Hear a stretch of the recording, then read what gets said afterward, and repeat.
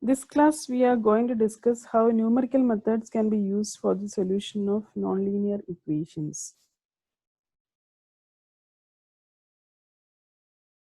Often engineers need to solve nonlinear equations in their analysis. These equations can be as simple as quadratic equations in which there exist two roots, or it can be as complex as a higher order polynomial function where there exists a number of roots. The process of solving an equation numerically is different from the procedure used to find an analytical solution. An analytical solution is obtained by deriving an expression that has exact numerical value. A numerical solution is obtained in a process that starts by finding an approximate solution and is followed by a numerical procedure in which a better or more accurate solution is determined. So we can see different classes of nonlinear equations in this slide. So the solution to the equation, which is also called the root of the equation, is a numerical value of x that satisfies the equation. So we make y f of x is equal to 0, and we are finding the values of x for which f of x is equal to 0. So that's how you find the root of the equation. So in this 4 different graphs, you can see that different types of solutions exist. In the first graph, you can see y is equal to f of x is not at all touching the x-axis.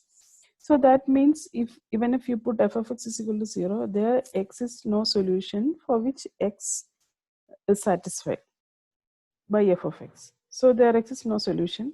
And in the second graph, you can see that y is equal to f of x is touching the x-axis at one point. So if you put f of x is equal to 0, this satisfies for one value of x. So there exists one solution. In the third graph also, y is equal to f of x is equal to 0. There exists one solution for which this equation is satisfied. And in the fourth graph, you can see that the graph is, or the function is satisfying f of x is equal to 0 at multiple points. So there exist three different rules. So they can be equations with no solution as well as with one or more possible roots. These are the different approaches used for the numerical solutions of nonlinear equations. First is the bracketing method, and second is the open method. In bracketing method, an interval that includes a solution is identified. By definition, the endpoints of the interval are the upper bound and the lower bound. Here, in this case, you can see that A and B, A is the lower bound and B is the upper bound. Then by using a numerical scheme, the size of the interval is successfully reduced until the distance between the endpoints is less than the desired accuracy of the solution. So in the first graph, we are seeing that the interval is defined at 2 points x equal to a and x is equal to b. Then we take the midpoint as the solution. Then we are reducing the interval, and finally we are reaching the actual solution.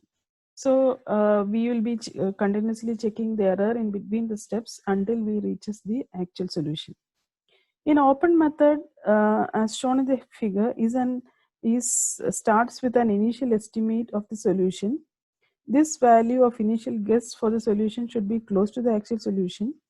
Then by using a numerical scheme, better or more accurate values for the solution are calculated. Bracketing methods always converge to the solution. Open methods are usually more efficient but sometimes might not yield the solution. So first method is the bisection method. Bisection method is a bracketing method for finding a numerical solution of the form fx is equal to 0 when it is known that within the given interval AB, f of x is continuous and the equation has a solution. So we will be given the intervals, and within this interval it is assumed that f of x is continuous. So by using the bisection method, we will be repeatedly bisecting the interval. That's why the method is known as the bisection method. So we will be defining an interval, we take the midpoint of that interval and we assume that as a solution. Then we take the error value, we compare the error value with the tolerance value. If it is much greater, we'll again divide the subinterval according to the algorithm. So finally, we will be getting a root within the subinterval. So this is the algorithm for the bisection method. So what we are doing is, first we are choosing an interval by finding the points A and B such that the solution exists between them. So in the first graph, we can see that f of x is given, and we are assuming that solution is existing. So solution is existing by taking the assumption that we are calculating f of A and f of B. Then product of f of A and f of B should be less than 0. That means either should be having a negative value. If both are negative as well as both are positive, you will be getting the product as positive. So the product should be negative, then only there exists a solution. So that means sign should be changed for f of A and f of B. Then we calculate the first estimate of the numerical solution by this equation a plus b by 2. So we have a as well as b. We take the average of these values and we assume that the solution is in between. So true solution is somewhere between this value, and we are not sure where it exists. So the first estimate is obtained by taking the values a and b and taking the average. So the new point is assumed as x of ns is equal to a plus b by 2. Next, what we are doing is we are determining whether the true solution is between a and x ns1 or x ns1 and b. So this is done by checking the sign of the product of f of a into f of x n s1. X ns1 is the first average point that we are obtaining. So if it is less than 0, then the true solution is between a and xn1. So less than 0 means again there will be a crossing. So we are assuming that the solution is between these 2 points. And if it is greater than 0, we assume that the solution is between b and x inverse 1. Hope you understood. That is, if there exists